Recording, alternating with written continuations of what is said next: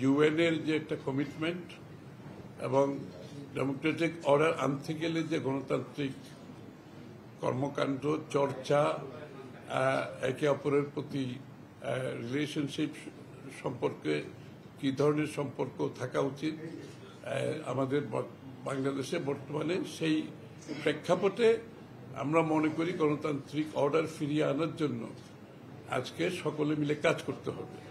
এবং সবচেয়ে বড় চাহিদা হচ্ছে এই জনগণের এই মুহূর্তে গণতান্ত্রিক অর্ডার ফিরিয়ে আনতে গেলে একটা খুব সহসা একটা নির্বাচনের মাধ্যমে সেই কাজটা আমাদেরকে করতে হবে। এবং ফেব্রুয়ারির প্রথমার্ধে যে নির্বাচনের আলোচনা চলছে, এটাকে কিভাবে সফলভাবে আমরা সমাপ্তি করতে পারি সেটা আলোচনা হয়েছে। রোহিঙ্গার বিষয়টা, রোহিঙ্গা প্রত্যাবর্তন এবং রোহিঙ্গাদের ওখানে যে আজকে মানবেতর জীবন যাপন করছে, এগুলো নিয়ে আলোচনা হয়েছে।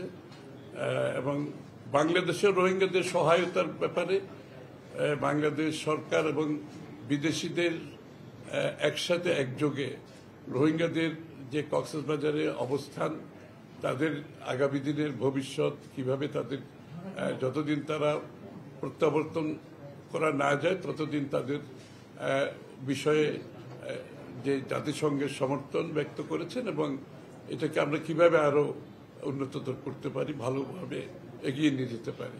তো সবচেয়ে আমরা ধন্যবাদ জানাচ্ছি গোয়েনকে, যে বিগত দিনে স্বৈরাচার বিরোধী যে আন্দোলন হয়েছে, সংগ্রাম হয়েছে, জাতিসংঘের পক্ষ থেকে তার গণতন্ত্রের পক্ষে, মানবাধিকারের পক্ষে ওর যে অবদান, সেটার আমরা স্বীকৃতি দিতে চাই আজকে আপনাদের সামনে। অত্যন্ত কঠিন সময়ের মধ্যে জাতিসংঘের পক্ষ থেকে ওর যে ভূমিকা ছিল, এটা আমরা তার প্রতি ধন্যবাদ জানিয়েছি আজকে। তার সাহসী ভূমিকা ছিল এবং জাতিসংঘের সত্যিকার অর্থে যে চার্টার অনুযায়ী যে প্রত্যেকটি দেশের মানুষের গণতান্ত্রিক অধিকার, রাজনৈতিক অধিকার, সাংবিধানিক অধিকার, মানবাধিকার নিশ্চিত করার লক্ষ্যে সে সাহসী ভূমিকা পালন করে